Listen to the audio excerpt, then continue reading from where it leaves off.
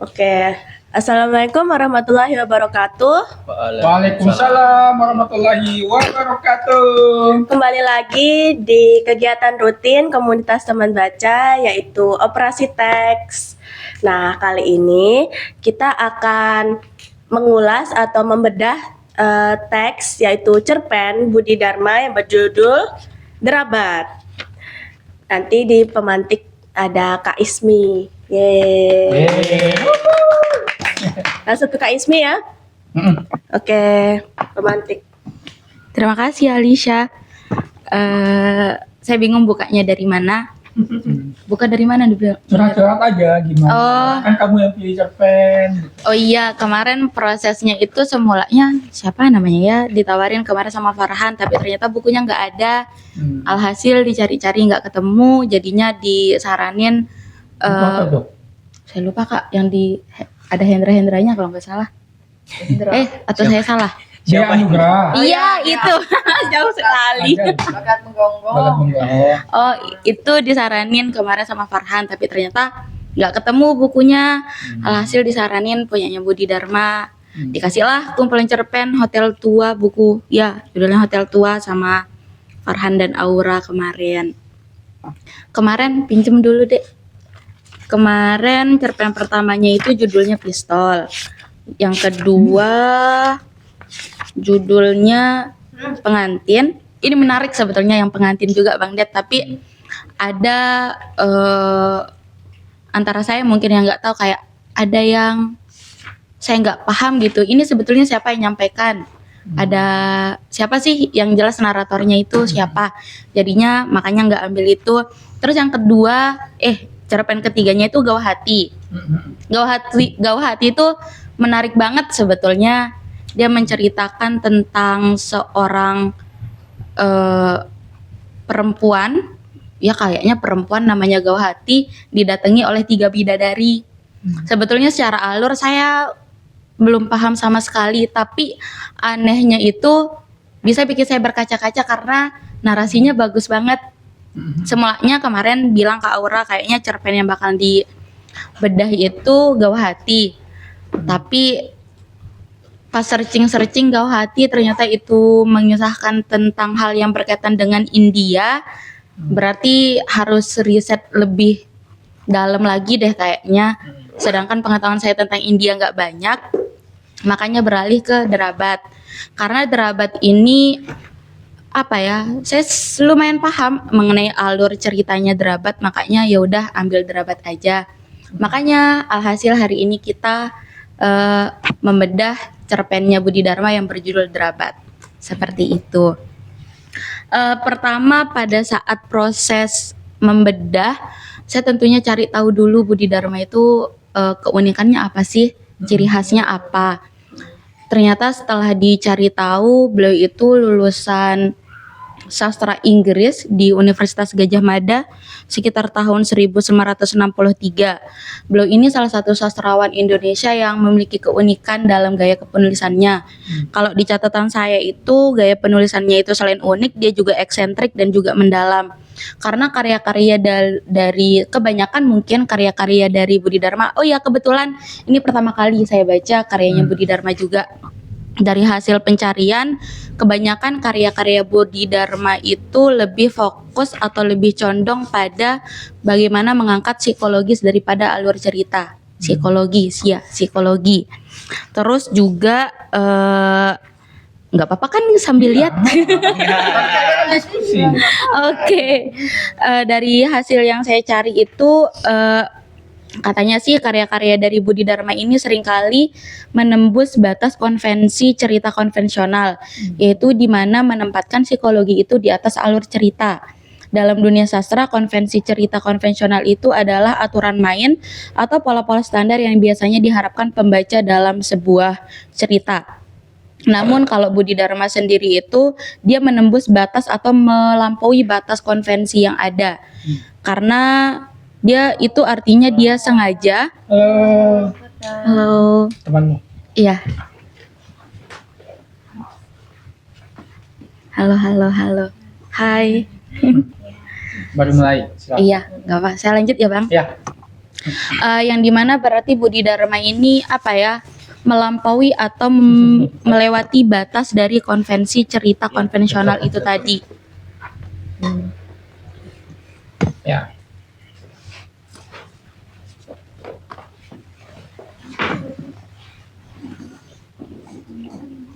Selanjutnya seperti halnya cerpen pada biasanya, kan dia punya pola masing-masing seperti misalkan pengenalan konflik terlebih dahulu, terus ada klimaks, terus solusi, itu yang di lawan atau mungkin melanggar pola itu yang dilakukan oleh Budi Dharma.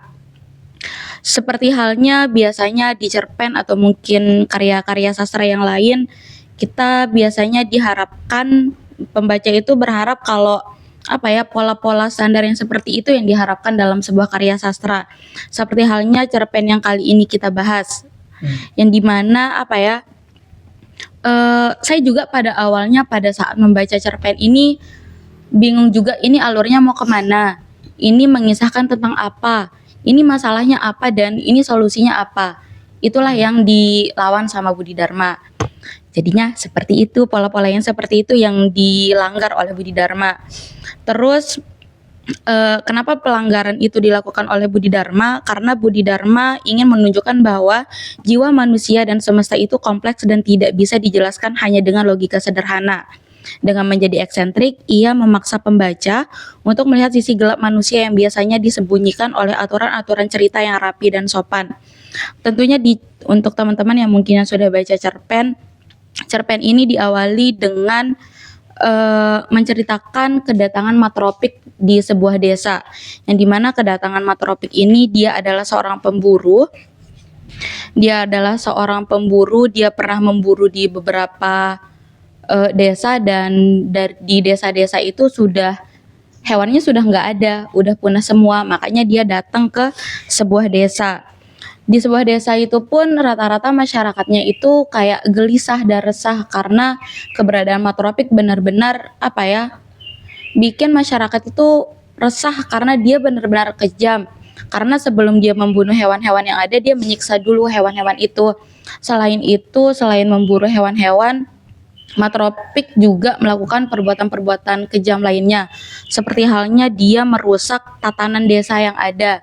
Semisalkan kayak pemuda-pemuda yang ada di desa, yang semulanya mereka ikut aturan desa seperti biasanya, tapi karena kedatangan Matropik, alhasil pemuda-pemuda itu diajak mabuk-mabukan, mencuri, dan bahkan istri-istri dari laki-laki yang ada di desa itu digoda sama Matropik. Dan lebih parahnya lagi, gadis-gadis yang ada di desa itu diperkosa sama Matropik. Jadinya seperti itu. Terus juga Silakan Mbak Dita. Bebas mau sini. Ya. terus selanjutnya kenapa Bang? Ambil sudut. Oh, ambil sudut. Ya, gitu ya. Baik. Kan supaya ini direkam jadi bisa masuk di frame. Selain narator yang menggambarkan keadaan masyarakat waktu itu, di sini juga narator juga menyampaikan atas sikapnya yang sebetulnya dia juga ikut resah, tapi dia bersikap acuh tidak acuh atas keberadaan si Matropik, karena dia ngerasa bahwa Matropik belum menyentuh hidupnya, dia belum kena dampak langsung dari kekejian si Matropik itu. Itulah yang menjadi alasan narator itu bersikap biasa-biasa saja. Di sini juga sebentar ya. Catatan saya. Di sini juga narator mengeluhkan sebuah hukum yang tidak adil, yang dimana hukum alam justru sering bertindak culas, yaitu orang-orang jahat seringkali diberikan tempat dan wibawa yang tinggi, sementara orang-orang yang jujur menjadi korban, dan orang-orang yang semestinya digilas habis oleh alam justru dipuja-puja. Itulah alasan mengapa warga desa tidak berani berbuat apa-apa. Mungkin tidak bisa saya jelaskan secara luas karena saya nggak tahu secara pribadi mungkin mengalami hal itu. Melihat kondisi juga seperti sekarang, orang-orang yang bahkan apa ya, yang berbuat jahat kayak selalu didukung gitu sama alam, dilindungi sama hukum alam yang ada. Jadinya kayak apa ya, Kita yang bahkan jadi korban nggak bisa berkata apa-apa, nggak bisa berbuat apa-apa karena apa ya? Penjahat yang jahat itu sendiri itu udah didukung gitu loh sama alam. Jadinya kita yang biasa-biasa aja nggak bisa berbuat apa-apa. Entah kekuatan dari mana, semoga ada kita bisa melakukan hal itu. Terus selanjutnya itu adalah narator pada cerpen ini adalah seorang penarik pedati yang dimana kesehariannya adalah mengantarkan ikan segar ke beberapa orang dari desa-desa yang berbeda. Ia adalah penarik pedati yang andal karena profesi itu merupakan profesi turun-temurun dari nenek moyang. Naratornya juga di sini digambarkan sebagai orang yang memegang makna kebaikan secara konvensional, yang menganggap bahwa tindakan kasar atau tindakan kekerasan adalah tindakan terakhir dalam berbuat. Digambarkan juga bagaimana dia berteman dengan burung-burung yang sering ia temui di jalan. Terus kita kayak memutari apa? Tawaf. Tawaf. Kan naratornya itu adalah seorang penarik pendati, yang dimana profesi penarik pendati itu dia turun pedati. Saya bilang apa tadi? Pendaki. Oh, pedati. Pendaki gunung. Dia adalah seorang penarik pedati yang dimana profesi itu dia turun temurun dari nenek moyangnya.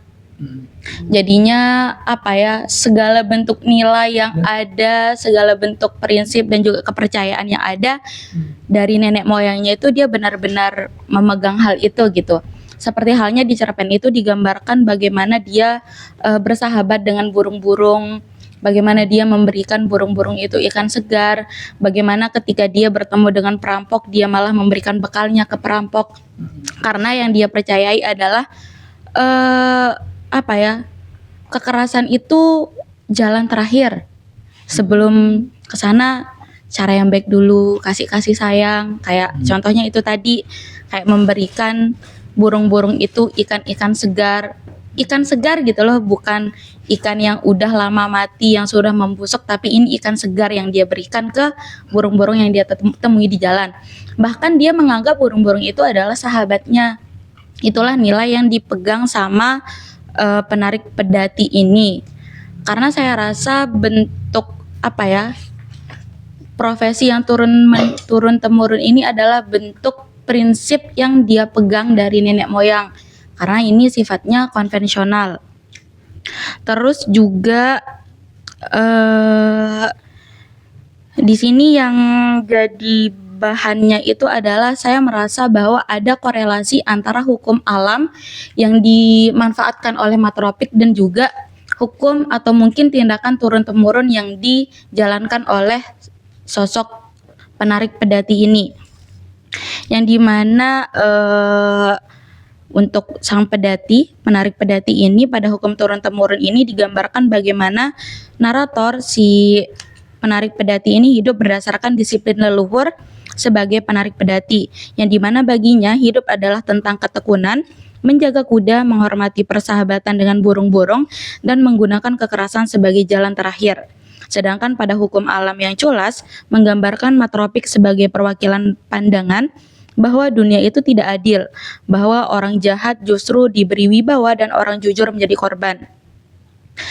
Dia memanfaatkan ketakutan penduduk desa untuk bertindak semaunya.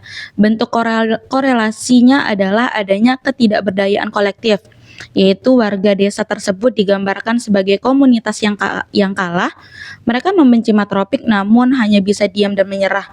Narator pun pada awalnya memilih untuk tidak peduli atas kedatangannya si matropik karena memang dia tidak mendapat gangguan secara langsung dari matropik itu.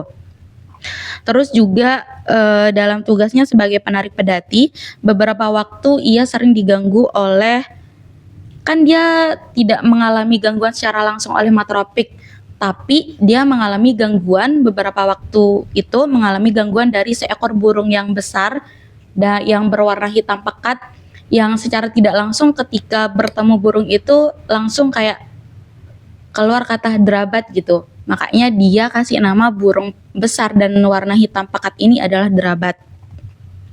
Terus Derabat ini kan sangat sering mengganggu penarik pedati. Bahkan sempat menyerangnya, dia beberapa kali sempat ingin diserang penarik pedati ini sama si Derabat. Tapi penarik pedati seperti prinsip yang sudah saya jelaskan tadi, dia memilih untuk memberikan si Derabat ini ikan segar. Tapi ternyata si Derabat tidak luluh-luluh juga, dia bahkan tetap menyerang si penarik pedati itu. Terus juga di sini penarik pedati ini sempat bermimpi, saya loncat ya teman-teman. Penarik pedati ini sempat bermimpi bahwa Derabat ini adalah tidak lain si Matropik itu, dan Matropik ini tidak lain adalah si Derabat itu. Yang dimana penarik pedati ini merasa bahwa jika ia berhasil melumpuhkan salah satunya, berarti ia berhasil melumpuhkan keduanya. Sampai pada suatu ketika penarik pedati bertemu dengan Matropik, karena memang sebelum bertemu dengan Matropik, penarik pedati ini kayak kemungkinan ya merasa bersalah karena dia melihat masyarakat yang lain, mereka resah dan gelisah tapi tidak bisa melakukan apa-apa, sampai akhirnya penarik pedati walaupun sampai akhirnya membutuhkan waktu berhari-hari untuk bisa balik ke desanya, dia ingin melakukan sesuatu, dia ingin menghukum, dia ingin mengirim si Matropik itu ke neraka katanya. Sampai di perjalanan secara tidak sengaja dia bertemu dengan Matropik. Di sana terdapat adu mulut antara Matropik dan juga penarik pedati. Adu mulut yang terjadi itu adalah si Matropik ini langsung menyalahkan si penarik pedati. Kenapa kamu pergi lama sekali? Katanya kalau nggak salah, kenapa kamu pergi? Terus dia bertanya si penarik pedati itu, kenapa, ada apa, kenapa kamu mencari saya? Terus secara langsung si Matropik menyalahkan si penarik pedati. Dia bilang, kamu membunuh semua burung-burung yang ada, jadinya saya nggak punya mangsa lagi, kata Matropik. Secara heran pun si penarik pedati ini heran, loh kok saya yang disalahkan padahal saya tidak melakukan apa-apa. Saya tidak membunuh hewan, saya tidak melakukan apa-apa, yang saya kerjakan hanya mengantarkan ikan-ikan segar yang memang pesanan orang-orang di luar desa. Itulah yang dialami sama si adu mulut yang terjadi antara penarik pedati dan juga Matropik. Di sana pun selama adu mulut ternyata Derabat muncul dari belakang. Derabat muncul untuk ternyata menyerang si Matropik itu. Kenapa Kak? Enggak. Kamu pakai. Oh, enggak. Saya pakai catatan saya aja. Mana dia? Oke. Karena Matropik merasa bahwa hewan-hewan buronnya itu dibabat habis sama si penarik pedati, tidak lama kemudian Derabat muncul, yang dimana Derabat di sana ternyata ingin menyerang Matropik, yang dimana tidak lama setelah itu dengan kecekatan dan insting tajam yang dimiliki oleh Derabat, ia diam-diam menyerang Matropik dan penarik pedati memilih untuk tidak ikut campur karena menurutnya Derabat tidak lain adalah Matropik dan Matropik tidak lain adalah Derabat. Biarlah iblis bertempur melawan iblis, kata penarik pedati. Dan ini yang menarik karena nanti akan saya sampaikan nilai apa yang mungkin saya tangkap dari kata yang disampaikan oleh penarik pedati, yaitu biarlah iblis bertempur melawan iblis. Mengenai hal tersebut terdapat narasi kegelapan, yaitu antara manusia dan burung sebagai satu identitas.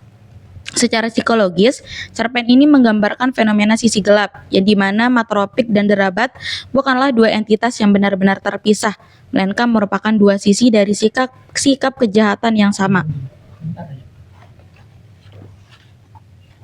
Matropik adalah sosok yang merusak tatanan desa, menyiksa binatang, merusak moral kaum muda, hingga melakukan kekerasan seksual.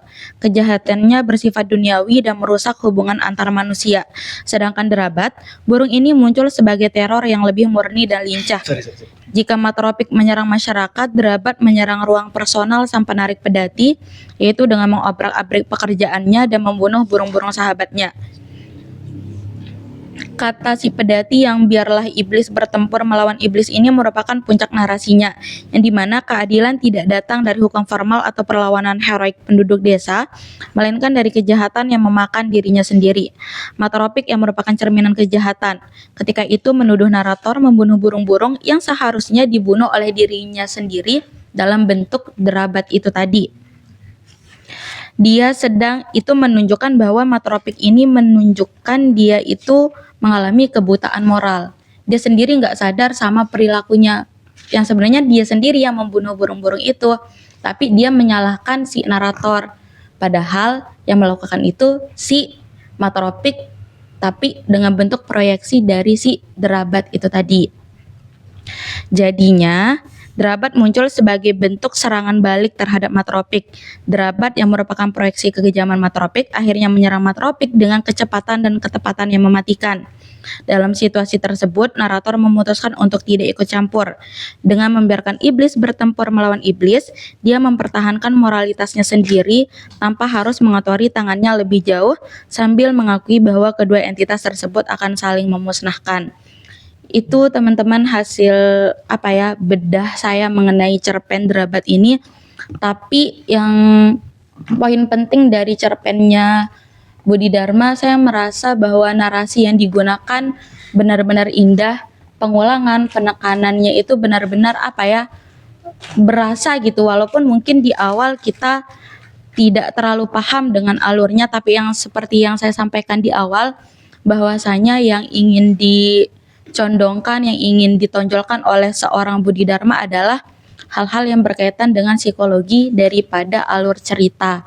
Jadinya hal-hal yang lebih mendalam mengenai nilai-nilai dari diri kita sendiri dan juga nilai-nilai di luar diri kita sendiri, itu yang ingin ditonjolkan oleh Budi Dharma. Itu aja teman-teman yang bisa saya sampaikan. Terima kasih. Mungkin teman-teman ada yang mau ditanggapi mengenai cerpennya Derabat? Alisa, lanjutkan. Belum habis ya Bang Aril dah. Makanya Mas, Silakan. persilakan. Silakan Bang Aril. Enggak mau dari sini dulu? Ya, Dari mbaknya dulu aja. ya nggak ladies apa-apa. first biasanya. Ladies Oh, ladies first, oke. Enggak. Nggak apa-apa, Oh santai iya. aja kita Ya, diskusi. ya baru pertama kali. Biasa Bang Aril pemantik versi 2 gitu. Iya, ayo Bang Ariel. Halo teman-teman, selamat sore. Ketemu lagi Mbak sore. Jujur ini cerpen Budi Dharma pertamaku. Karena memang aku kayaknya memang nggak banyak ya baca cerpen di generasi beliau gitu. Nah, secara umum ya sama seperti yang dijelaskan oleh pemantik kita tadi ya. Tapi aku first impressionku di cerpen ini adalah pembuka dari cerpennya di struktur gitu. Biasanya kalau dia menjelaskan tentang sebuah masyarakat, cerpen-cerpen tuh banyak yang memulai dari oh ya ini ada sebuah desa atau sebuah tempat tinggal yang ibaratnya dia statusnya quo gitu, nggak ada hal yang terjadi di desa ini sampai tiba-tiba datanglah villain utama gitu kan, atau karakter antagonis utama. Yang di sini digambarkan sebagai Matrobik gitu. Lalu kemudian, nah tapi yang unik, pola ini kan sering digunakan sebenarnya di banyak cerpen lain gitu. Kayak misalnya Gabriel Garcia Marquez tuh punya cerpen tentang ada sebuah desa tiba-tiba ada mayat yang hanyut gitu. Tapi kayak mayat itu yang akhirnya memulai sebuah cerita gitu. Nah, sama kayak Italo Calvino juga punya cerpen yang mirip gitu. Jadi kayak ada sebuah desa yang statusnya quo, terus tiba-tiba ada orang yang datang dan dialah yang memulai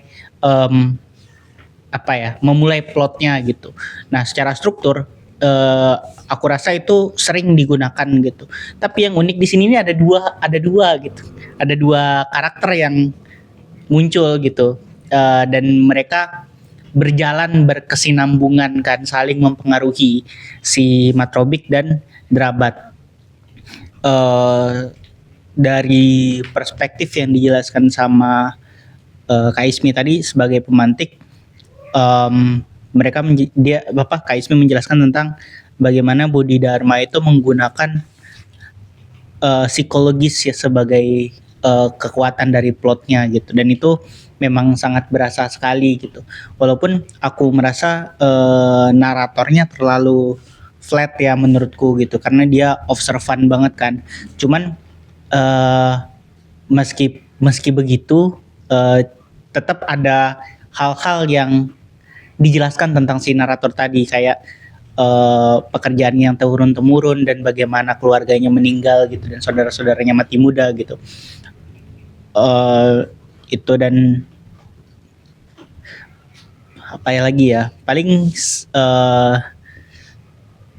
ya memang ending yang sangat aku nggak tahu kenapa, aku jujur kayak nggak tahu ini cerita sebenarnya mau dibawa kemana gitu. Dan pergantian dari cerita tentang Matrobik tiba-tiba berganti menjadi Derabat itu kayak apa ya, kayak dua hal yang dirajut menjadi satu dengan sangat terampil gitu. Karena kita di pertengahan tiba-tiba berubah sudut pandang ke si Derabat, dan kemudian tiba-tiba Matrobik muncul lagi gitu kan.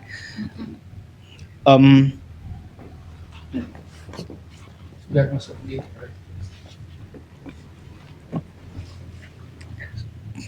silakan Robert. Oh iya. Iya, dan mungkin poin yang paling penting dan aku rasa hal baru buatku itu yang tadi Ismi ungkapkan sebagai ini ada sebuah kejahatan gitu, tapi diselesaikannya itu bukan dengan cara bukan dengan cara masyarakat yang ibaratnya kayak menghapuskan kejahatannya apa segala macam gitu, tapi kayak kejahatan itu menghancurkan dirinya sendiri gitu. Itu sesuatu yang sangat unik dan konsep yang baru pertama kali lah aku baca, kayaknya sih baru pertama kali aku baca di fiksi gitu.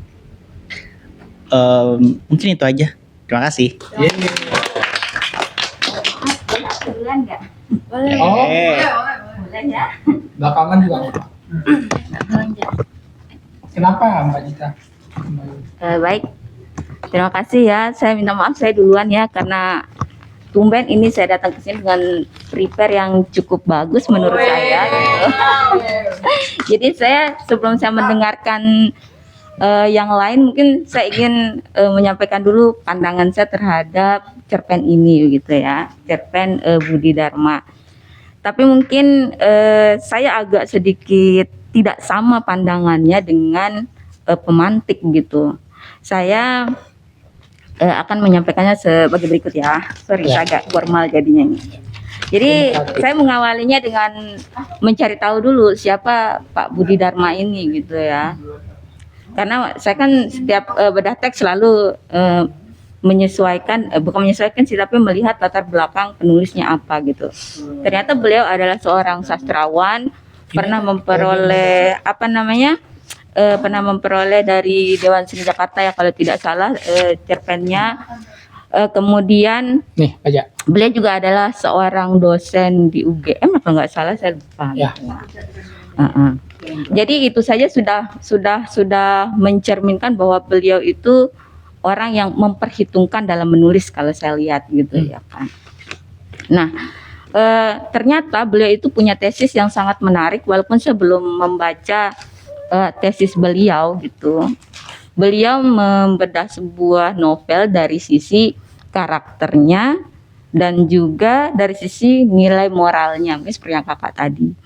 Nah, karakter dan nilai moral itu kan kita tahu ya, kalau karakter itu intrinsiknya, nilai moral itu ekstrinsik gitu ya. Ya maaf saya agak gemetar karena ini pertama kalinya saya cukup excited dengan apa yang saya baca gitu ya.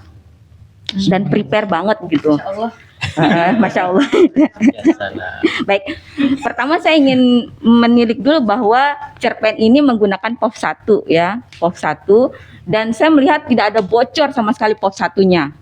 Kalau POV 1 itu kan kita hanya menceritakan apa yang kita lihat dan apa yang kita dengar gitu kan. Tidak bisa kita mengetahui perasaannya dari orang lain, itu kan POV 1 ya. Jadi rapi sekali POV 1-nya. Tidak ada melenceng, tidak ada bocor. Kemudian walaupun dia menceritakan Derabat, dia tidak menceritakan bahwa Derabat itu sedang marah gitu, tapi dia menceritakan kalimat-kalimat Derabat yang kita langsung asumsikan bahwa dia sedang begini, sedang begitu gitu kan. Itu dia, tidak ada bocor sama sekali. Kemudian yang kedua, itu rapinya. Nah, yang paling unik dari cerpen ini adalah dari awal sampai akhir yang membuat saya tertarik itu adalah titi mangsa yang ada di sana. Ternyata selama kita nulis cerpen saya jarang menemukan titi mangsa di akhir kecuali artikel gitu kan. Tapi ini kok ada titi mangsa ya di bawahnya gitu. Seperti sesuatu yang layak untuk dikaji gitu lebih dalam. Dan saya googling, ternyata pada tahun 94 di bulan Mei itu terjadi demonstrasi besar-besaran buruh di daerah yang ditulis di titi mangsa tersebut, yaitu daerah apa namanya di sini? Di daerah Matras. ya, di daerah sana itu, sehingga terjadi pembunuhan dan lain sebagainya gitu antara etnis Cina dan juga etnis pegawai buruh yang ada di sana.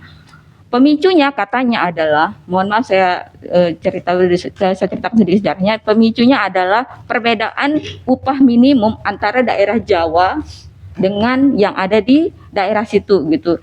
Sekitar berapa mungkin itu, silakan cari di Google nanti ya. Nah, itu hal yang menarik yang membuat saya kemudian, oh seru juga cerpen ini gitu. Kita tahu bahwa 94 itu tidak mudah untuk menulis hal-hal yang berbau politik gitu. Jadi saya merasa bahwasanya kemungkinan besar tokoh-tokoh seperti Derabat dan juga si burung ini adalah tokoh-tokoh metafor seperti itu. Mari kita baca dari awal.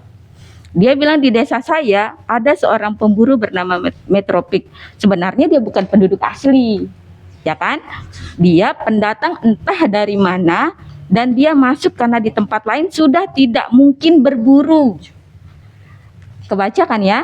Entah dia tidak mungkin berburu. Semua binatang sudah dia buru, sudah habis dan semua sudah mati di tangan dia. Kita tahu ekspansinya orang-orang Cina kan seperti apa. Dan itu adalah pendatangnya di sana gitu. Itu yang terjadi di keributan itu. Memang tulisannya Juli gitu kan. Tapi peristiwa itu terjadi di bulan Mei, Juni, Juli, tidak terlalu jauh gitu kan. Nah, saya merasa bahwa saya di sini memang penulis dan secara umum kita semua secara otomatis memang ada dua kemungkinan. Satu sisi adalah kita akan takut sehingga kita tidak mau ikut campur. Yang kedua, kita tidak mau selama kita tidak diusik. Kan ada dua semacam itu. Nah, kalau kita lihat perjalanannya saya ini, otomatis dia adalah orang lokal kan, karena dia bilang dia pedati, orang apa, turun temurun pekerjaannya sebagai pedati. Kemudian itu dia orang, saya lihat bahwa termasuk ke karakter tokoh ya. Karakter tokoh saya itu otomatis dia itu orang yang selama dia tidak diusik, kan ada dua saya bilang ya. Yang satunya adalah orang yang memang takut sehingga diam, dan dia adalah orang yang tipe kedua. Selama dia tidak diusik, dia tidak akan melakukan apapun. Dari banyak dialog, dari banyak cerita yang ada di sana, misalnya saya tidak akan melakukan apa, saya tidak akan membunuh kalau misalnya si perampok itu masih bisa saya kasih gitu kan. Artinya sogok menyogok itu sudah biasa gitu kan, ya kan. Kemudian saya memberikan burung-burung. Kemudian karakter kedua ada burung. Nah, saya tidak menganggap bahwa burung di sini itu saya berpikir bahwa kenapa burung yang digunakan gitu bukan anjing misalnya, kan itu ikan ya. Kalau anjingnya tinggal dia lempar gitu kan, kasih gitu kan. Tapi ternyata itu saya merasa bahwa itu punya simbol bahwa burung itu punya view yang lebih luas melihatnya gitu kan, dan dia dari atas gitu. Ada dua kemungkinan burung itu, dan dia bilang sahabat saya, teman saya. Kemudian saya memberikan dia sedikit gitu, silahkan ambil. Otomatis di situ bisa saja dia orang lokal yang memang dia berikan dalam perjalanan, ataukah kemungkinan keduanya adalah orang daerah gitu ya, yang memang harus diberikan seperti itu. Itu adalah burung, karena burung di sana kan dia memberikannya langsung kan. Saya biarkan dia ngambil sendiri, ngambil satu, saya biarkan ngambil sendiri, ambil dua, dan itu adalah sahabat-sahabatnya dia gitu. Otomatis orang lokal, orang yang ada di sana gitu kan. Nah yang ketiga, derabat. Kalau saya menganggap bahwa derabat ini, kata si saya ini, si penutur ini, saya menyebut dia derabat karena saya tidak punya ide lain gitu. Artinya itu selentingan aja derabat gitu kan. Dia tidak pernah disimbolkan sebagai nama yang sudah dia pikirkan maknanya. Kemudian dia tidak tahu siapa itu. Intinya adalah dia burung hitam, gelap dan segala macam. Nah dari situ saya memaknai bahwa mungkin penuturnya itu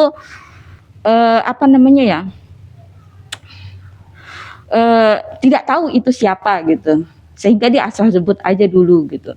Nah nanti dia akan tahu setelah itu prosesnya, ternyata dia mengambil ikannya dengan paksa gitu kan. Nah itu, nah sikap si burung ini, karakternya dia kan pencuri langsung gitu kan, mencuri, mengambil semaunya dia gitu kan.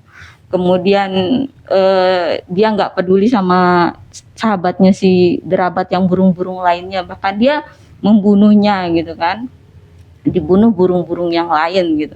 Nah sama-sama burung dan satu spesies burung. Saya menganggap bahwa burung yang si jahat ini berarti dia punya kapasitas lebih sehingga bisa membunuh burung-burung kecil yang lain. Cuman si penutur tidak menjelaskan sejahat apa, tidak menjelaskan niat si dia tidak tahu niat si burung itu, karena ini adalah POV 1. Dia hanya melihat dari sudut pandang personalnya dia bahwa ikannya diambil, dicuri gitu kan.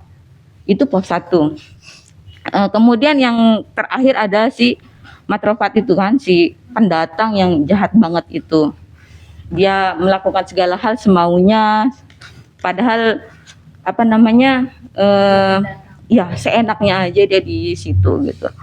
Nah itu menurut saya adalah simbol-simbol daripada situasi saat itu, saat Mei 94 itu gitu. Jadi terjadi perselisihan itu. Nah efek dari perselisihan itu adalah, saya sudah screenshot dia sedikit. Efek daripada saya nemu di Ambitious Wiki itu, dampak politik yang terjadi pada saat itu akibat itu adalah tekanan politik pada pemerintah. Di situ pemerintah setempat menggoyahkan kepercayaan masyarakat terhadap kestabilitasan pemerintah. Kemudian legitimasi pemerintah juga terpengaruh di situ.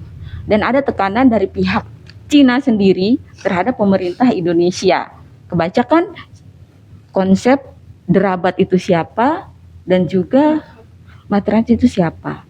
Nah dari situ kemudian saya memaknai bahwa penulis ini meletakkan tokoh-tokoh itu sebagai simbol-simbol yang ada, karena kita tahu zaman Orde Baru itu tidak mudah menulis dengan cara yang lantang dan keras gitu, seperti itu. Nah itu dia, saya mencoba memakai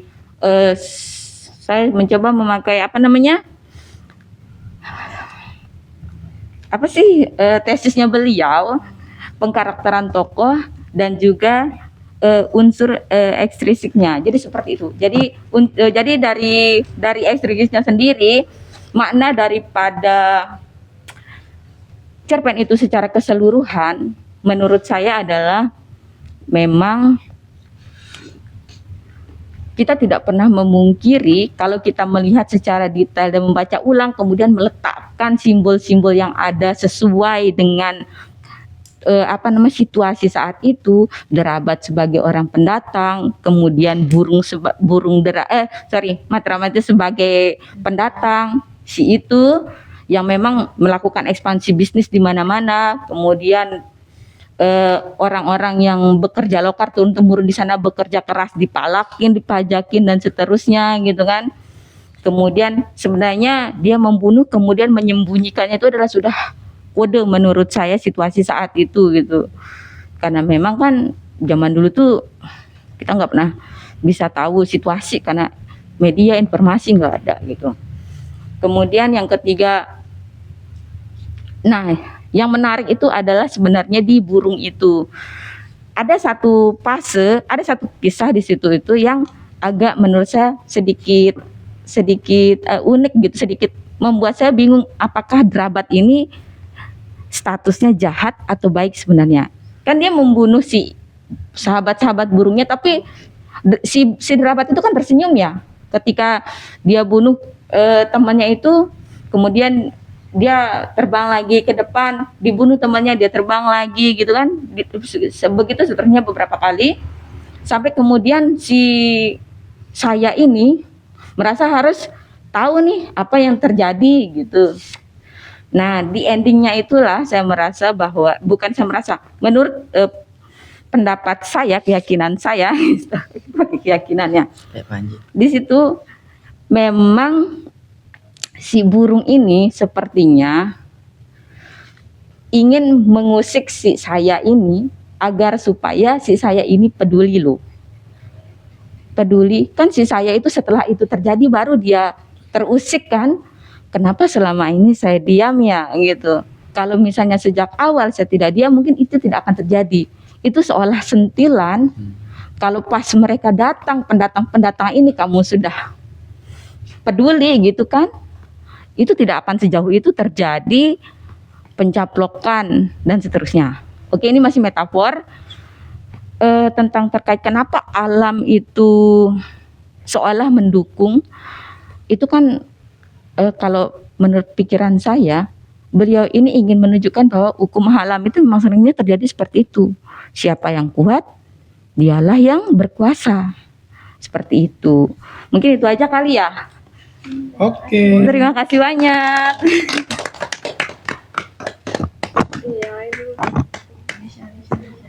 Oh iya, maaf sebelumnya.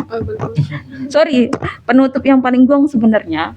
Jadi di ending itu si Drabat itu ngeliat kan ya. Sorry, saya lupa, saya lompatin endingnya yang paling saya suka sekali. Si Drabat sama si Matrix itu kan dia lihat si Drabat itu saya bilang tadi itu simbol kan.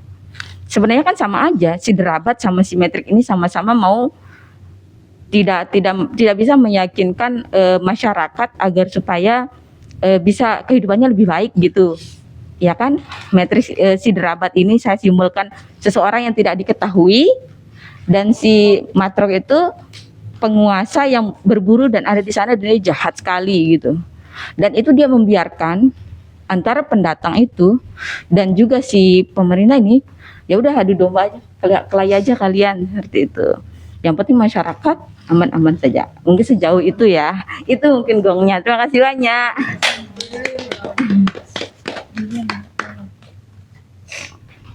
Nah, ini dulu. Oh iya, Mau dulu? kalau boleh. Ya mau? Ya, Oke, kita lanjut ke Bang. Rudi. Oke, Bang Rudi. Lupa nama ya.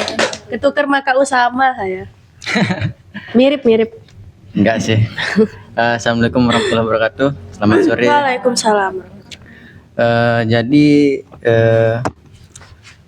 cerpen ini sangat bagus sih menurutku. Dan aku sempat catat sedikit kemarin pada saat bacanya gitu. Jadi aku melihat si Matropik ini ya, dia kan seorang pendatang memang kan, yang sifatnya itu sangat-sangat arogan dan sangat bengis. Yang aku lihat tuh dia tuh penggambaran dari sifat-sifat kapitalis ya, aku lihat si Matropik ini. Nah, lalu banyak kan bisa kita lihat contoh-contohnya di sana, kayak membunuh. Sebelum membunuh itu kan dia dia siksa dulu, lalu kalau semasih ada hewan yang bisa diburu dia akan buru sampai benar-benar habis gitu. Nah, lalu ke bagian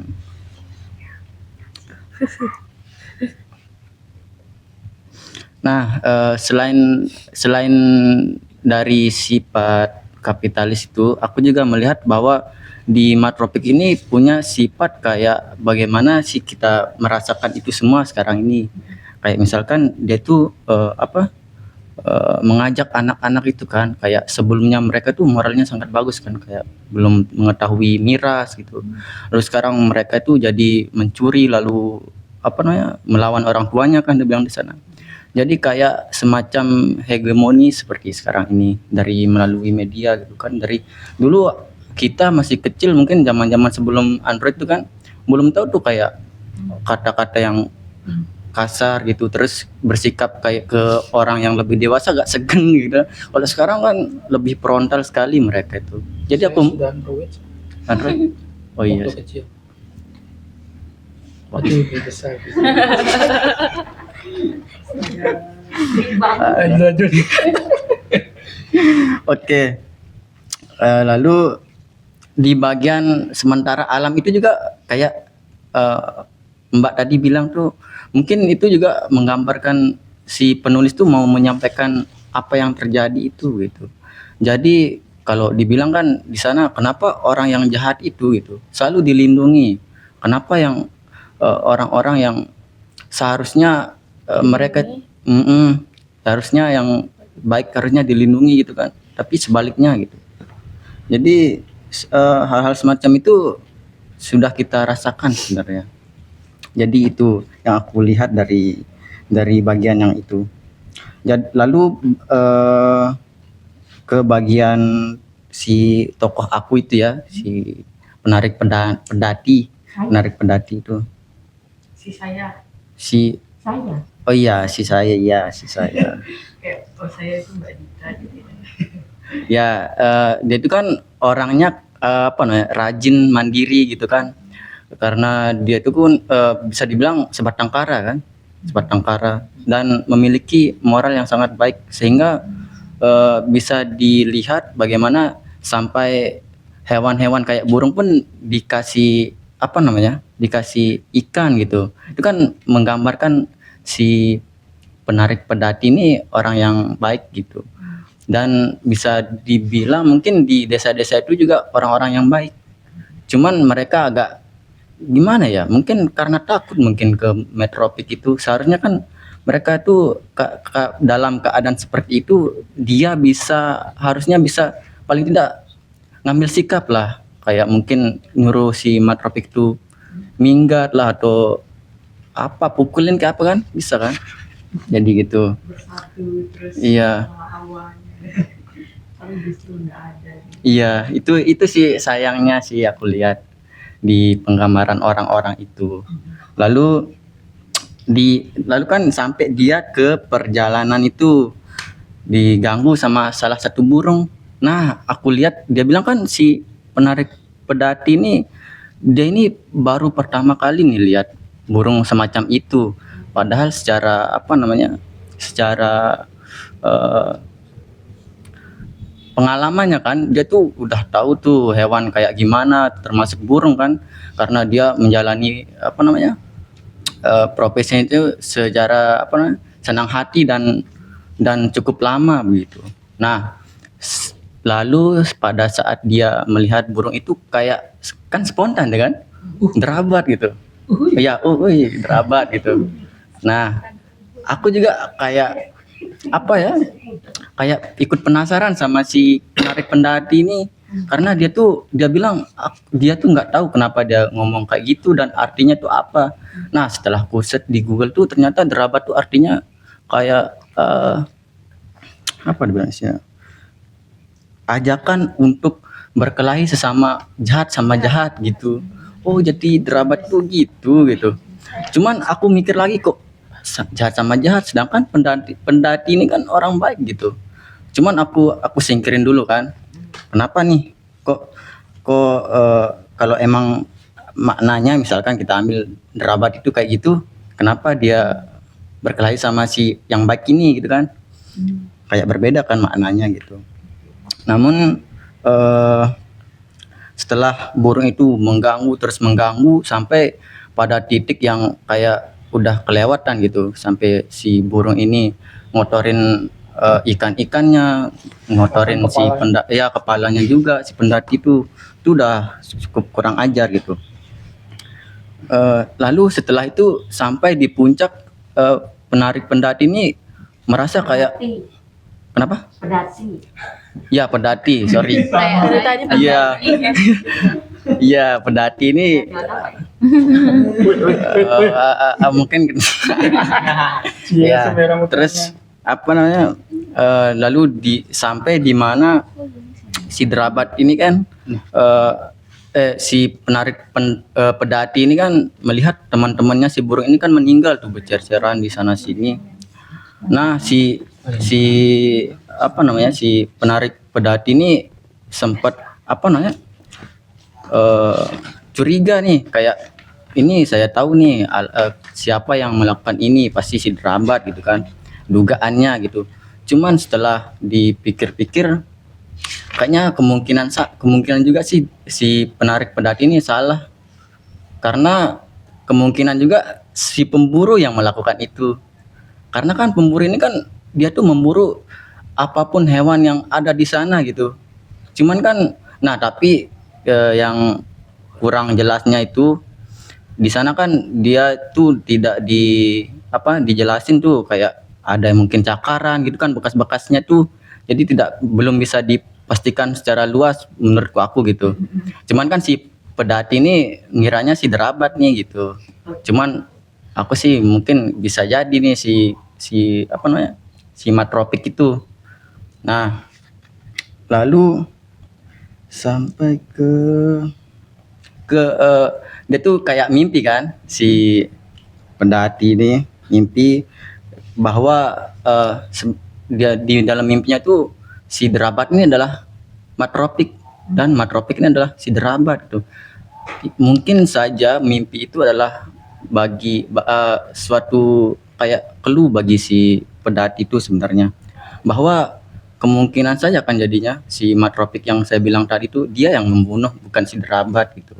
Cuman kan karena tidak terlalu jelas di sana kan, kayak ada goresan atau bekas tembakan kan, jadi masih belum bisa aku pastikan gitu. Nah, lalu sampai di mana dia tuh dihadang kan si pendaki ini sama matropik.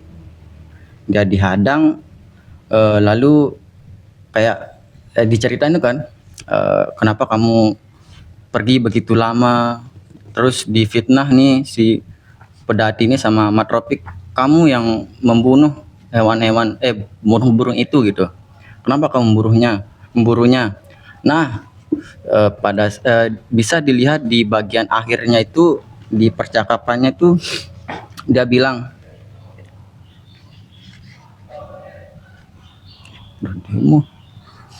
bodoh benar kamu, dia bilang kan. Bodoh benar kamu, pemburu matropik. Kamu pemburu, tapi kamu tidak tahu saya hanya penarik pendaki, tapi saya mencium bau sesuatu dan mendengar sesuatu gitu. Jadi si matropik ini kan tidak tahu si penarik pendaki ini adalah penarik pendaki.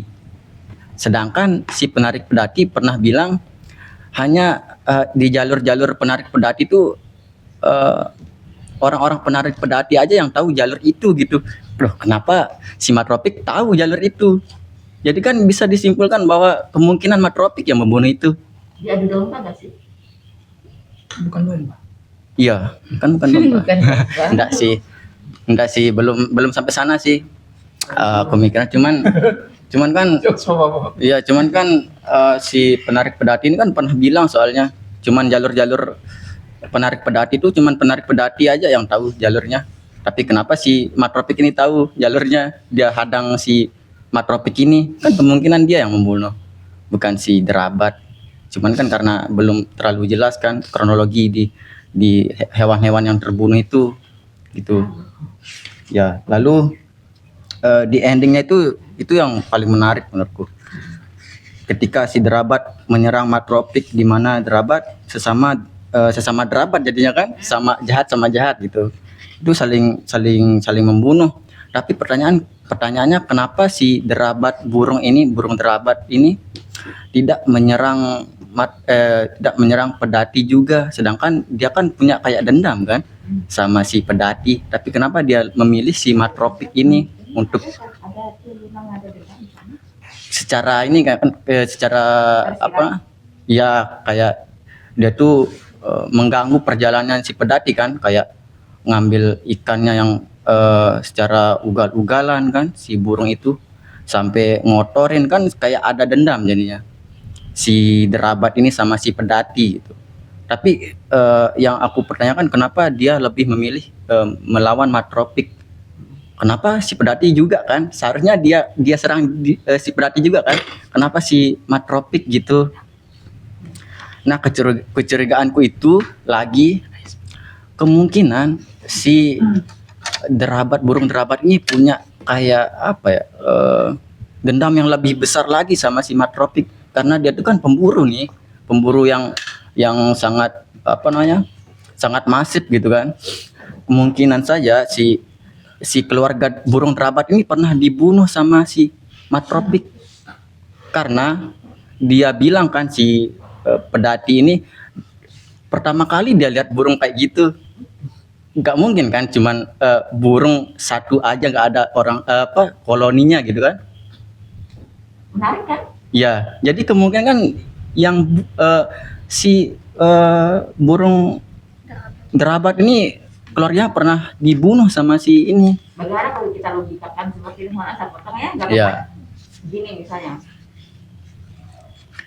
si manusia, si saya ini, kalau dia tidak diusik, dia tidak akan pernah sadar bahwa si derabat itu jahat banget.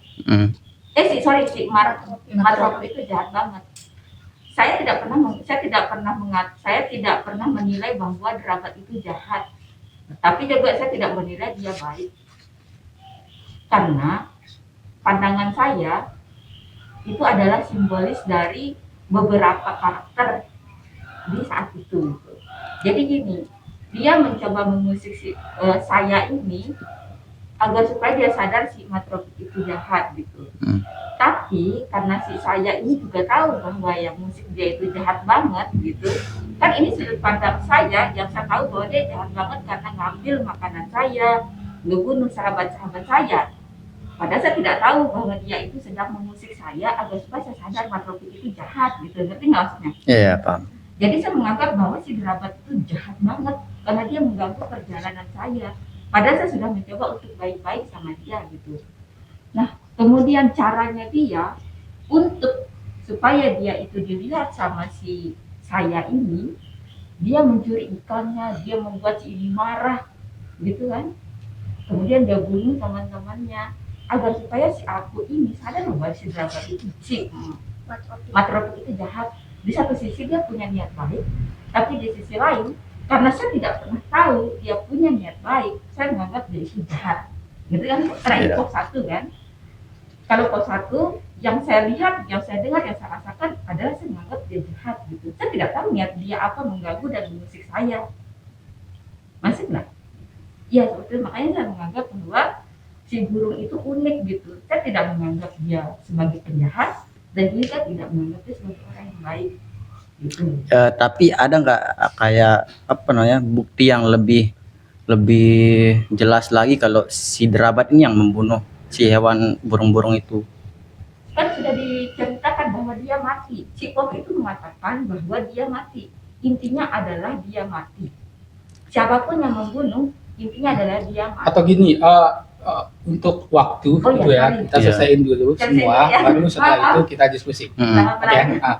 Ya, mau jam 6 teman-teman. Oh iya, yang lain masih banyak. Ya, sebenarnya udah akhir ini. Jadi kecurigaanku itu tadi di situ sih, kemungkinan si Matropik ini pernah membunuh keluarganya si derabat. Makanya dia lebih menyerang si Matropik itu. Cuman di tokohnya si penarik pedati ini apa namanya? Aku suka juga, persetan lah, mereka mau saling bunuh kan, mereka sama-sama jahat gitu. Jadi kan ya udah gitu aja sih. Keren. Itu aja. Intinya perdebatan ini unik menurutku. Artinya cerpen ini menarik. Iya, menarik, keren. Oke, hari lagi. Oke, lanjut ke Bang Det. Jangan. Bang Det, oh enggak. Oh, iya. Mau duluan? Oh, berarti ada Oji penutup gitu ya. Siapa? Bana.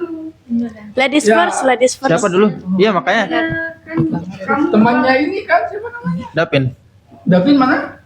Si telepon nggak ngangkat dia. Saya kira udah di sini makanya kayaknya dia terlalu fokus makanya dia nggak jawab ya.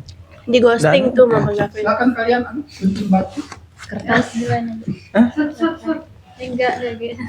Apalah. Baik, terima kasih. Assalamualaikum warahmatullahi wabarakatuh. Waalaikumsalam. Salam sejahtera untuk kita semua. Untuk sebenarnya kan ini kali kedua saya datang ke sini gitu. Asik. Saya belum terlalu paham untuk kegiatan-kegiatan yang di sini, jadi saya sekedar ikut-ikut aja lah, anak bawang gitu. Dan saya kira setiap minggu itu bakalan tetap ada misalkan kayak bincang buku apa namanya kayak kemarin gitu. Kemarin kamu bincang buku ya? Ya, Oh. ternyata temanya sekarang apa namanya adalah mengulik sebuah novel cerpen dan sebagainya gitu. Dan saya baru baca sekarang. Saya nggak tahu itu apa, dibahas kok burung-burungan gitu. Nah, kan saya baca sekali dan mungkin tidak detail ya. Saya juga sempat terpukau dari teman-teman menggambarkan bahwa oh ini seperti konflik sosial di masyarakat, ini seperti perbuatan kapitalis dan sebagainya gitu. Mungkin karena saya belum mendalami ceritanya dan saya juga belum tahu karakter dari penulis Pak Budi Dharma ini.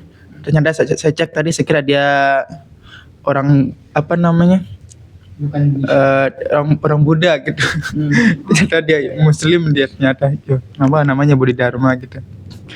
Dan mungkin nggak tahu, mungkin karena suatu karya seorang sastrawan itu kan berdasarkan dari pengalaman hidupnya gitu, apakah dia pengalaman pendidikan, pengalaman di masyarakatnya ataupun pengalaman di sebuah negara dengan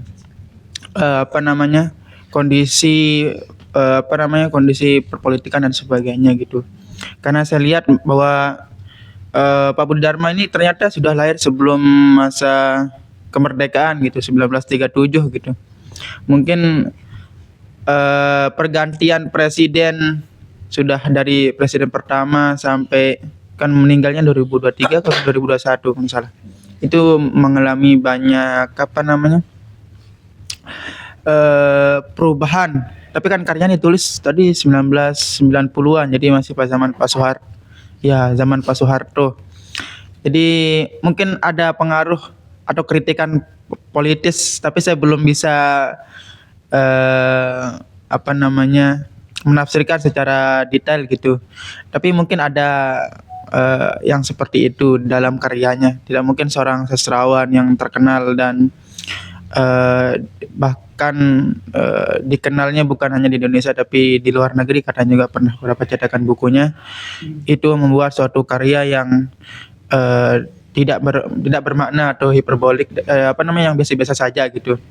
Tapi ini karena saya baca cuma sekali dan melihat secara apa sih yang mau disampaikan oleh Pak Budi Dharma ini. Jadi kalau secara singkat mungkin kita yang ingin disampaikan adalah kita sebagai seorang manusia yang hidup dalam sosial kemasyarakatan gitu, yang hidupnya berdampingan, itu harus peka terhadap situasi di sekitar kita gitu. Karena walaupun kita tidak terdampak sekarang akibat ulah orang lain, mungkin akan di masa depan akan kita terdampak gitu. Nah, mungkin itu yang ingin disampaikan. Oleh karena itu pekalah wahai saudara-saudara yang membaca buku cerpen ini dan bertindaklah segera gitu. Mungkin itu yang ingin disampaikan. Terima kasih. Tapi kamu sendiri menikmati nggak? Saya baru pertama kali baca cerpen yang saya cukup lama untuk mencernanya tentang apa mau dibawa kemana cerita ini gitu kan endingnya juga kayak dicuek aja di akhirnya. Biarkanlah mereka yang jahat ini saling bertarung dengan yang jahat gitu. Iya, jadi kan operasi teks kayak gini sebetulnya nggak usah canggih-canggih kita punya. Maksudnya kayak pengalaman pribadi aja gitu kan. Suka begini. Iya. Oke, mantap. Terima kasih. Ini nanti aja. Iya. Ayo silakan santai aja kita ngobrol apa yang disuka tokohnya gitu. Oke. Oke, baik, terima kasih atas kesempatannya. Jadi ini baru pertama kali saya ikut kegiatan ini. Saya tahu dari Kak Ismi gitu, terus awalnya saya nggak jadi mau ikut, tapi karena diajak gitu sama sama Kak Liza, jadi ya udah deh. Terus saya juga nggak tahu mau bakal apa kegiatannya. Terus tiba-tiba saya dikirimin cerpen ini. Ya. Itu saya baru bangun tidur, terus buka, apa ini gitu lah. Yang ngirim siapa? Kak Liza ini. Oh. Iya. Terus ya saya sebelum kayak mau ke kantor saya baca sekilas gitu ya. Jadi itu cuma satu kali saya baca, udah, terus saya siap-siap ke sini habis itu.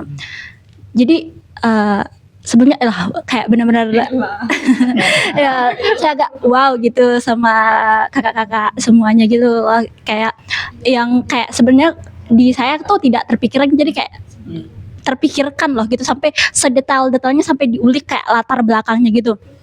Jadi sebenarnya saya lebih kayak tertarik sama dua tadi pendapat dari kakak-kakak sebelumnya ya, yang kak ini sama kak itu. Gimana? Sorry.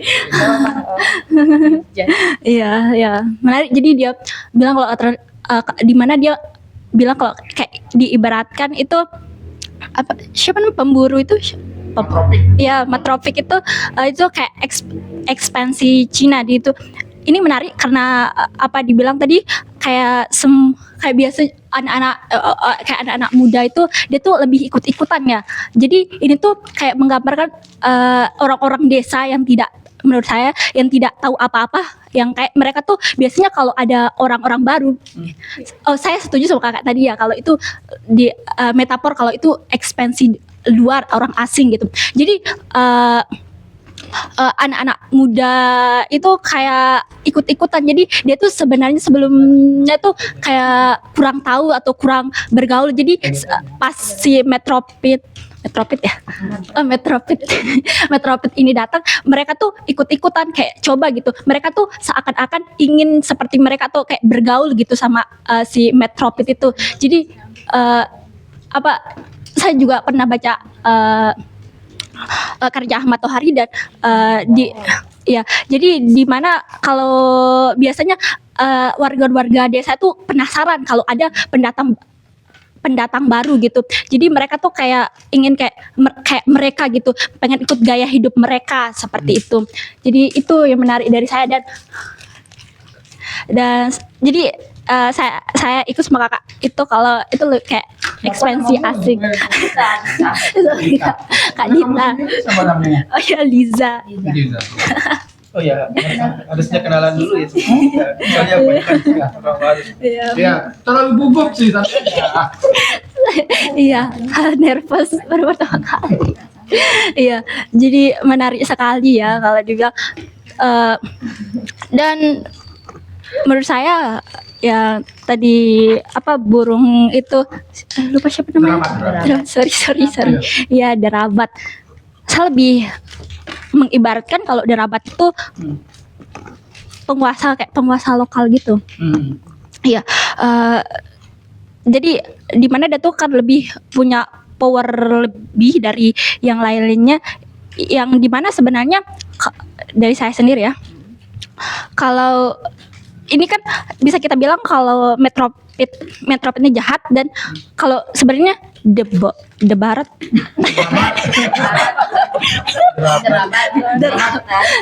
Emang susah memang namanya.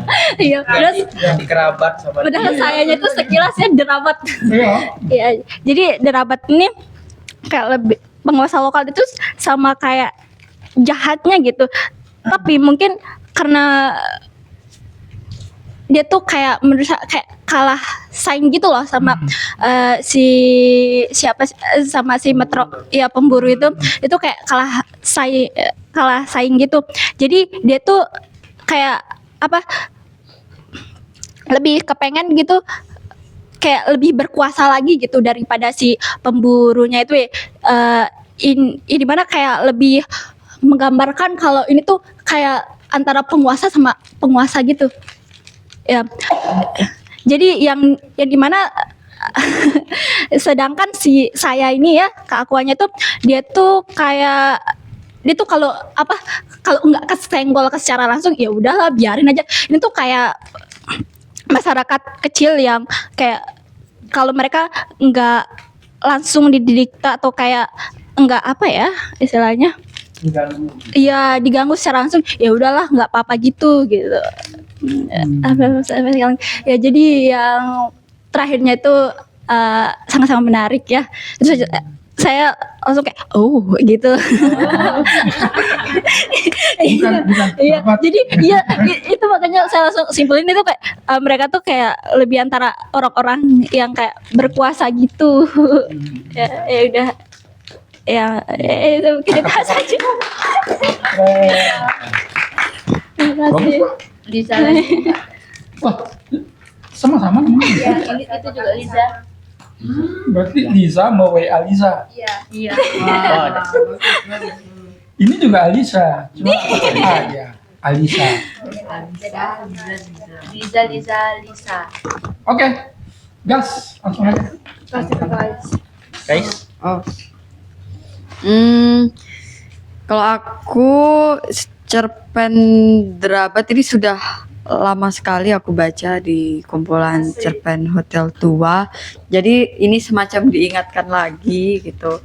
Dan kupikir dibandingkan cerpen-cerpen Budi Dharma yang lain, apalagi novelnya, ini kurang absurd dibandingkan karya-karyanya yang lain gitu. Seperti ada tanda kutip moral yang bisa diambil gitu, padahal tulisan-tulisan Budi Dharma itu biasanya absurd, menggantung dan aneh, ganjil. Kok bisa ya manusia, mungkin teman-teman pernah baca Raphilus itu, novel Raphilus itu tokohnya memukul kepalanya sendiri pakai tiang gitu. Tokohnya kayak selalu ada lapisan yang sebenarnya ini apa sih gitu, yang sama Budi Dharma itu menguak hal-hal yang ingin kita lakukan di realita gitu, tapi itu tidak terjadi karena kita udah besar, udah malu melakukan hal itu. Sebenarnya aku pengen loh memukul kalian satu-satu, tapi nggak mau, nanti pasti ada resikonya kayak gitu-gitu. Jadi Budi Dharma menguak hal itu. Nah, di Derabat ini sangat simbolis dan dia punya banyak layer untuk dinikmati gitu. Kita bisa menikmatinya sebagai cerita saja, bisa menikmatinya dengan tafsir-tafsir teman-teman. Begitu juga dengan cocok loginya gitu. Kupikir ini salah satu cerpen yang oke gitu, apalagi jadi jadi di dalam kumpulan cerpen pilihan Kompas di tahun itu. Ya, itu aja sih singkatnya dari aku. 94 ditulis ya? Iya. Berarti 3 tahun kemudian menang. Silakan Kak. Oke, silakan lanjut. Alisa 1 sudah, Alisa 2. Ayo Kak. Sampai itu aja yang ngeganjel itu. Udah disampaikan. Saya nama saya Alisa. Alisa. Oke, baik. Ya, ini pertama kali saya mengikuti acara di Teman Baca karena diajak oleh Ismi. Pertama kali membaca cerpen ini awalnya juga lumayan lama untuk mencerna maksudnya gimana gitu. Tapi tadi mendengar kakak-kakak menyampaikan tafsirannya, saya juga lumayan setuju sama yang dibilang Kak ini, Kak. Apa tadi kalau si pemburu itu sama seperti apa ya? Zaman sekarang yang dia kan merusak warga-warga di sana gitu. Bisa dibilang di zaman sekarang itu istilah FOMO gitu, apa-apa ikut-ikutan gitu. Itu sih yang bisa saya tangkap tadi. Terus kalau derabat, derabat itu kan istilahnya, sebelum itu saya cari derabat ini apa sih gitu. Ternyata derabat itu penjahat melawan penjahat gitu. Setelah melihat membaca endingnya, kan mungkin kenapa dinamakan derabat, karena siapa namanya? Ya, Matropik ini dilawan sama si derabat, sama-sama penjahat lah gitu. Makanya mungkin saya mikirnya mungkin itu alasannya kenapa dinamakan derabat. Itu aja sih untuk yang bisa saya sampaikan, karena lumayan lama untuk mencerna maksud dari cerpen.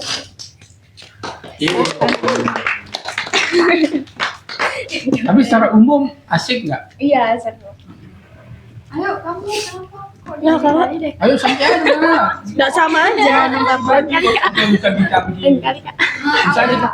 Bisa kamu ceritakan bagian yang paling kamu suka saja gitu. Nggak apa-apa. Ya, Aku cuman suka paragraf ini, yang lain nggak tahu, ya nggak apa-apa gitu. Jadi kita berbagi gitu. Ayo.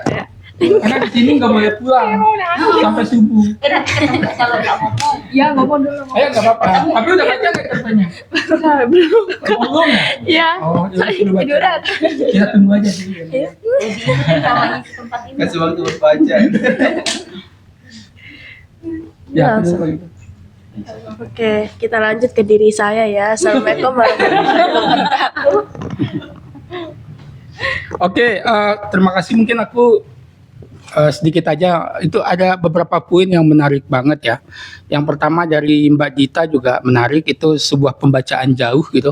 Jadi kita mencoba membandingkan antara peristiwa di dalam teks dengan peristiwa di luar teks atau kenyataannya, atau istilahnya korespondensinya gitu ya. Kenyataan di dalam teksnya dengan kenyataan di luar teks. Jadi kalau dalam ilmu semiotikanya itu kita coba cari tandanya apa. Karena Mbak Dita bilang, oh titi mangsanya 94. Oh ada apa di 94? Jadi dihubungkan. Tapi belum tentu benar.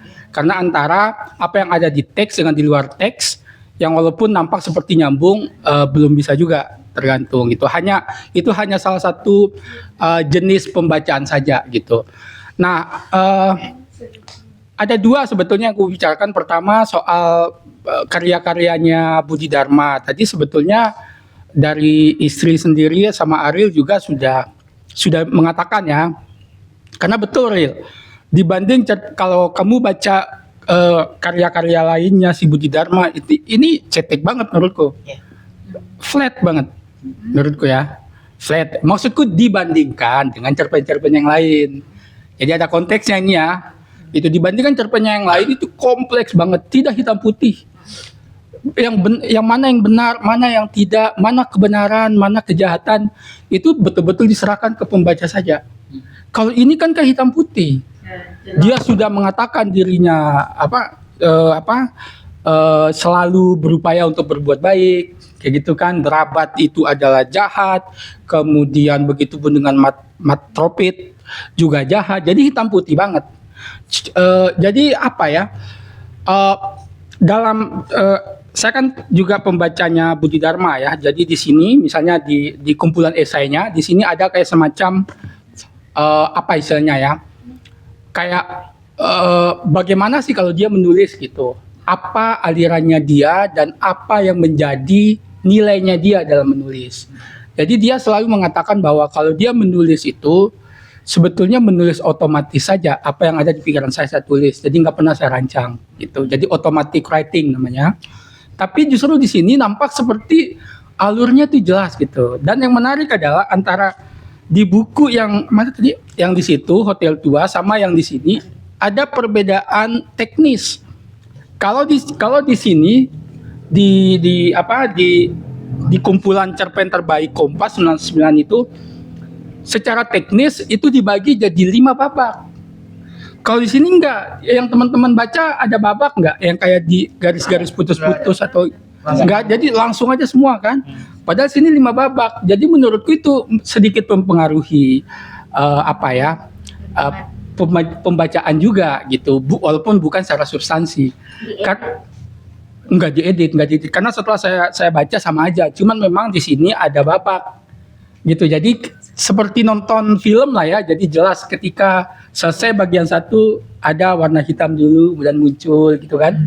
Kalau di sini enggak, satu kali aja gitu. Emosinya beda ya. Ya itu satu, jadi betul bahwa dibanding karya-karya yang lain ini memang kayak biasa dalam artian bahwa tidak begitu kompleks. Namun tetap saja ada warna-warna, tetap dia ada kayak warna-warna si penulisnya yang memang senang dengan ide-ide moral.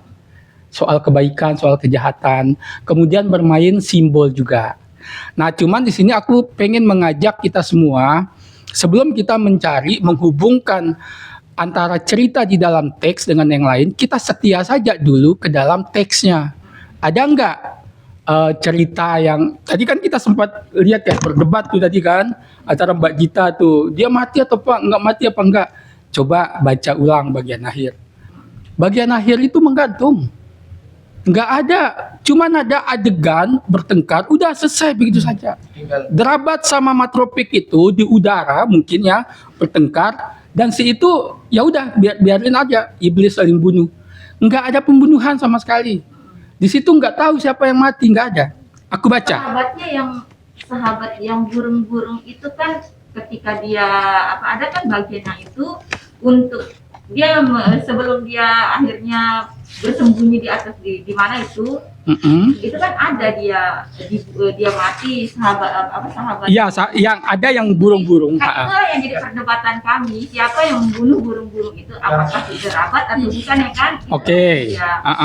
Nah, kalau saya menganggap bahwa bukan bisa jadi dia yang membunuhnya hanya untuk mengusik Ya bisa jadi, artinya di dalam teks nggak ada. Iya, Yang ada adalah iya gitu kan. Iya. Jadi itu di dalam cerpen itu memang ada teknik-teknik atau keinginan-keinginan si penulis yang memang membiarkan dia menggantung supaya ada kayak semacam relativitas moral kayak gitu kita sendiri gitu. Kalau semua hitam putih kan nggak menarik. Iya. Gitu. Jadi supaya kita sendiri yang kemudian meresapi cerita itu setelah cerita itu selesai. Open ending gitu. Iya, open ending. Enggak, bukan cuma open ending. Ini kan soal siapa yang membunuh itu. Dia biarkan semua. Banyak di dalam cerpen itu ada namanya tanda-tanda yang sifatnya entropi. Entropi istilah dalam semiotika di mana kita tidak tahu, masih misteri. Nah, di situ kan pertama kematian itu kita tidak tahu karena tidak ada di dalam teks. Kedua, kemudian soal dia burung itu bersikap manis, Derabat turunlah. Kita nggak tahu kenapa dia bersikap manis. Ya, Kayak gitu. Jadi jangan dicari kemana-mana, di dalam teks nggak ada. Jadi biarin aja memang dia nggak ada. Artinya kita perlu mencari tahu kenapa kira-kira dia tidak memperjelas kenapa. Nah itu kan sebetulnya tujuannya ke psikologi pembacanya. Kayak gitu supaya tidak terlalu hitam putih soal moral itu. Jadi kita berdebat dari tadi oke, tapi jangan sampai mencari siapa sebetulnya pembunuhnya. Ya kalau di teksnya nggak ada, ya memang nggak ada. Kayak gitu, itu satu ya. Kemudian yang kedua, yang aku suka di bagian akhir itu kan sebenarnya nggak ada pembunuhan ya. Carikan aku coba mana? Ini dia, kita ya. Derabat segera melesat ke atas, tapi dengan kecepatan melebihi kilat, dia merangsak kembali menyerang pemburu Matropik. Nah, ada adegan kan? Tampak pemburu Matropik benar-benar kelabakan. Namun sama sekali saya tidak mempunyai minat untuk menyaksikan apa yang akan terjadi. Jadi apa yang akan terjadi dia nggak tahu apa. Gitu. Karena pemburu Matropik tidak lain adalah Derabat, dan Derabat tidak lain adalah pemburu Matropik, mereka pasti akan saling memusnahkan. Biarlah iblis bertempur melawan iblis. Di sini ada yang menarik. Karena sebetulnya kalau secara denotasi gitu, maksudnya kayak apa yang digambarkan, sebetulnya ini teksnya salah. Tapi kan ternyata dia ada dua Derabat, kan nggak mungkin lah Matropik ada Derabat ada Matropik, nggak mungkin. Cuman terus kenapa dia ngomong begitu? Dia Ternyata ada drabat yang dimaksudkan sebagai simbolik, ada sebagai sosok, sebagai figur. Sama dengan kita misalnya ada orang namanya setan, misalnya ya, namanya setan. Tapi karena karakternya jahat sekali sehingga kita meminjam nama setan itu untuk menyebut semua yang berkarakter seperti si dia. Sama dengan drabat ini, ketika kamu jahat, drabat kamu. Jadi walaupun namamu Matropik, tapi kamu drabat. Kayak gitu. Jadi gitu, maksudku ada permainan bahasa yang masih tetap dipakai oleh Budi Dharma gitu. Kalau teman-teman baca yang lain lebih pusing lagi. Tapi menarik karena dia selalu membuat kita menuju ke relativisme moral kayak gitu. Jadi ya udah, kita nggak tahu siapa yang jahat siapa yang benar. Ya udah, pembaca aja yang cari tahu. Karena kan di sehari-hari kadang ada orang jahat tapi sebetulnya di keluarganya mungkin dia baik misalnya. Misalnya kayak John Steinbeck itu tipenya kayak gitu. Misalnya ada seorang laki-laki yang punya pelacuran tapi dia seorang ayah yang baik gitu. Jadi kan gimana moralnya itu? Kan kehidupan nyata kan begitu kan? Kayak gitu. Nah, sebetulnya Budi Dharma di karya yang lain begitu, tapi ini hitam putih gitu. Jadi ya, tapi menarik. Misalnya ada pembacaan jauh dari ini, tapi hati-hati. Jangan kita menganggap bahwa pembacaan jauh seolah-olah cerpen ini sudah benar. Gitu. Dia tetap teks itu tetap adalah bangunan yang berdiri sendiri gitu. Sementara kehidupan nyata adalah bangunan yang lain. Mungkin bisa kita mencari relasi tandanya kayak gitu kan ya. Karena sebetulnya kan cerpen ini kan cerpen yang sebetulnya ada absurdnya juga. Di mana sih kita bisa ketemu burung yang besar kayak gitu? Kan nggak ada. Aneh kan? Jadi kita seperti nonton sinetron Indosiar yang pergi ke warnet gitu, naik burung kayak gitu kan, kayak gitulah maksudnya. Bayangannya gini kan kayak gelap banget kan. Ini ada unsur absurdnya yang masih dia pakai di karyanya yang lain, tapi realis juga. Ya kita seperti membicarakan sebuah kenyataan yang sebetulnya nggak nyata juga kayak gitu. Masa sih ada burung yang bisa kayak gitu kan? Saya kira dia menganggap burung itu besar, memang patokannya sesama burung gitu. Ada kan? Iya, Mungkin burungnya lebih besar aja gitu. Iya, Jadi itu sih kalau dari saya teman-teman. Jadi memang ini sebagai semacam pemberitahuan aja bahwa misalnya Ariel misalnya ya yang tadi sempat bilang bahwa ini flat, memang betul flat. Tapi jangan dari cerpen ini kemudian menjelaskan karya Budi Dharma yang lain. Ya. Kayak gitu. Jadi saya memang betul-betul mengakui dibanding karya yang lain ini flat banget. Gitu. Oke, terima kasih. Lanjut ke Alisa. Jadi saya kasih kesimpulan ya. Oke, Assalamualaikum warahmatullahi wabarakatuh. Oke, sebenarnya saya sama kayak Bang. Halo, siapa namanya? Alisa juga. Oke, itu Iya, saya Alisa baru Bana. duduk baca itu waktu saya datang. Jadi disclaimer nih, senangkep saya aja selama saya baca. Nah, saya belajar dari operasi teks sebelumnya yang itu terlalu memusingkan, mengkaitkan di teks dengan yang di luar teks. Jadi saya berusaha untuk kali ini dan saya tidak peduli, dia saya fokus sama teksnya aja gitu. Jadi saya kayak kan waktu pasca kolonialitas detik itu Luka saya sibuk tuh mengaitkan apa tentang tragedi apa. Cuma saya belajar juga kalau saya operasi teks itu mungkin saya tuh fokus ke teksnya dulu nih sebelum saya tuh menunjuk kalau teks ini tuh tentang berkaitan dengan kejadian ini gitu. Jadi saya berusaha belajar dari masa lalu saya selama operasi teks. Yang saya tuh malah saya nggak fokus sama teksnya. Saya tuh nggak fokus sama teksnya. Jadinya saya tuh sibuk nih teks ini nih tentang ini, terus itu kepikiran kayak oh ini tentang politik nih, misalnya tentang politik gitu. Saya kaitkan dia ini sama politik apa sih ini mensimbolkan apa sih gitu. Tapi saya tuh lupa dengan teksnya gitu loh. Teksnya tuh lebih menarik dibahas daripada yang di luar teks gitu. Ya, oke. Untuk kali ini saya berusaha mengimprove diri saya dalam operasi teks ini gitu. Oke. Tapi astagfirullahnya saya lupa baca kemarin. Jadi saya baca senangkep saya waktu di sini aja.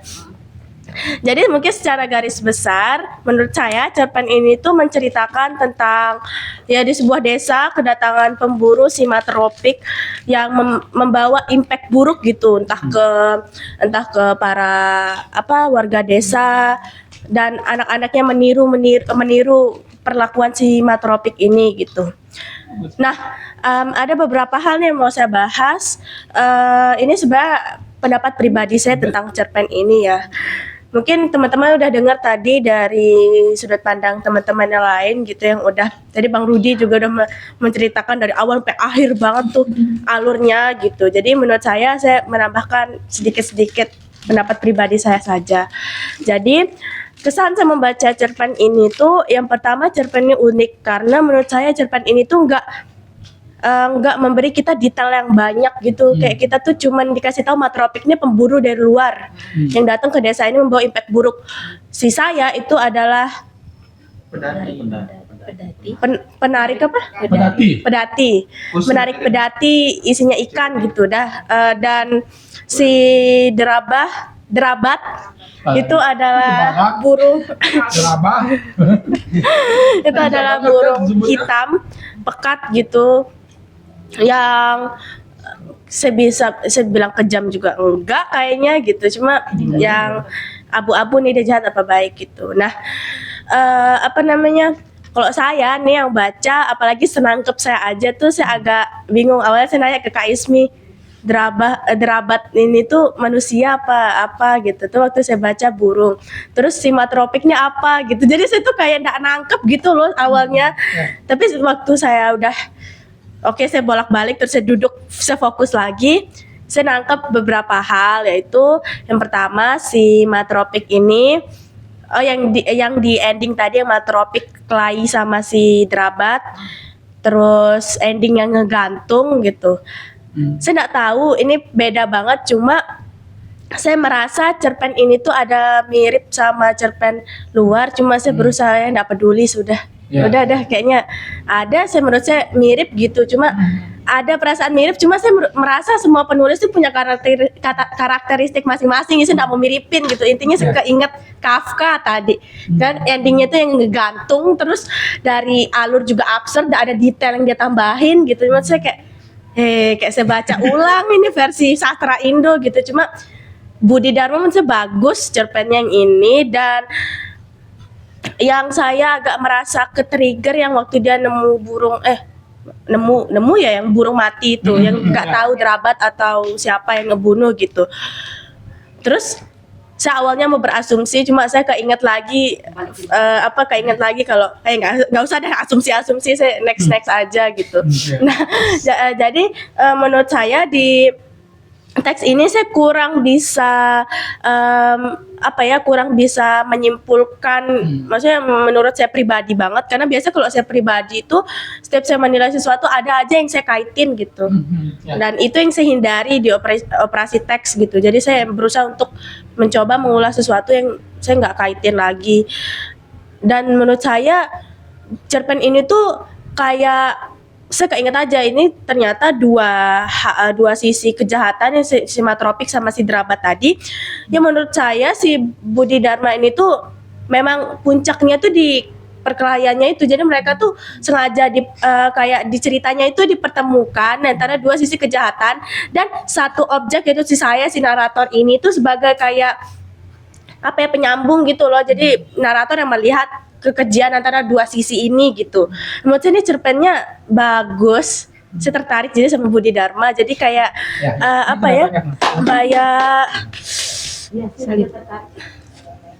prinsip.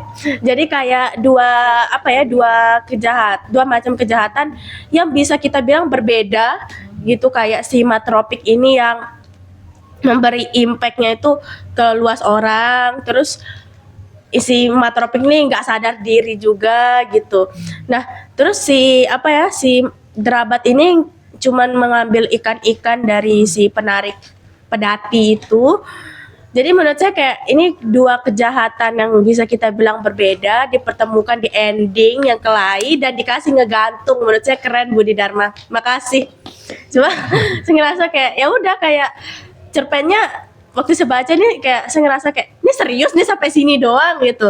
Kayak ini endingnya mana gitu, entah kasih kayak siapa, mungkin spoiler siapa yang mati ini nggak ada gitu. Kayak kayaknya Budi Dharma pelit ending deh ya, pelit happy ending, pelit sad ending gitu. Kalau banyak yang like lanjut kedua.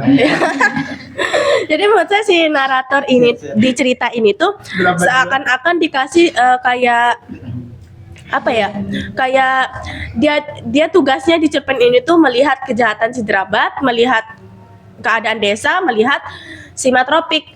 Habis itu di ending kan dia bilang dia biarin aja gitu, biarkan iblis melawan iblis gitu. Itu menurut saya tuh kita lagi sih yang menyimpulkan gitu. Jadi ini cerpennya kesimpulannya gimana gitu. Keren sih Budi Dharma. Terima kasih. Oke, mungkin cukup ya dari saya. Aku menang sebagai tuan rumah dikit aja. Oke, teman-teman, saya bicara sebentar aja, 1-2 menit. Maksudku saya punya kekhawatiran itu kan, maksudnya buat yang baru-baru ini bahwa kegiatan kami itu harus canggih, pembacaannya enggak. Seperti yang Alisa ini gitu loh. Teman-teman datang ke sini misalnya bingung, nyatakan kebingungannya apa misalnya. Saya datang ke sini mungkin saya tidak bisa mengkaji cerpen ini terlalu jauh karena saya bingung. Itu adalah pembacaan juga gitu, sehingga nanti bisa dibantu sama yang lain. Kira-kira kenapa bingungnya gitu. Jadi kita pengen program kami itu sebetulnya menyenangkan buat seorang, bisa membantu semua orang. Jadi kita saling berbagi. Jadi ketika yang lain kelihatan kayak canggih pakai teori, nggak usah termakan gitu kan segala macam. Kita pengen merayakan teks, merayakan cerita dengan santai saja gitu. Misal seperti Alisa, itu pun misalnya bilang bingung, aku nggak paham, ya nggak apa-apa. Kalau memang nggak bisa disambung ya nanti dibantu sama yang lain. Nanti mau ambil mic lagi, oh aku baru ingat, ambil lagi. Jadi kita pengen suasananya kayak gitu aja gitu teman-teman. Jadi jangan trauma datang gitu ya. Walaupun memang tadi bagus-bagus, canggih-canggih. Mbak Jita tadi sudah memberikan kita salah satu model pembacaan, yaitu pembacaan jauh gitu. Bahwa ternyata cerpen bisa kita hubungkan dengan peristiwa tertentu sama macam, itu menarik buatku. Oke, itu aja dari saya untuk tuan rumah. Jadi teman-teman nanti kalau diajak datang aja lagi gitu. Kalau masih tetap bingung dengan cerpen nggak apa-apa, bilang aja saya masih bingung Kak gitu. Nah, nanti kita saling bantu gitu. Itu teman-teman, terima kasih. Silakan Lisa. Oke, kita cukupkan. Ya, cukupkan aja. Oke, selesai sudah kegiatan rutin komunitas teman baca pada hari ini, operasi teks cerpen Drabat Budi Dharma. Nanti kamera mati, kita lanjut diskusi, mungkin ntar ada obrolan orang kiri di belakang. Mau Oke. lanjut? Debat tadi nggak apa-apa. Iya, ntar lanjut debat. Ntar saya bagian tepuk tangan. Oke. Mungkin sekian dari kami yang menonton juga, jangan lupa membaca cerpen Budi Dharma, menarik. Ya, udah cukup. Dadah. Selamat sore, malam, pagi, siang.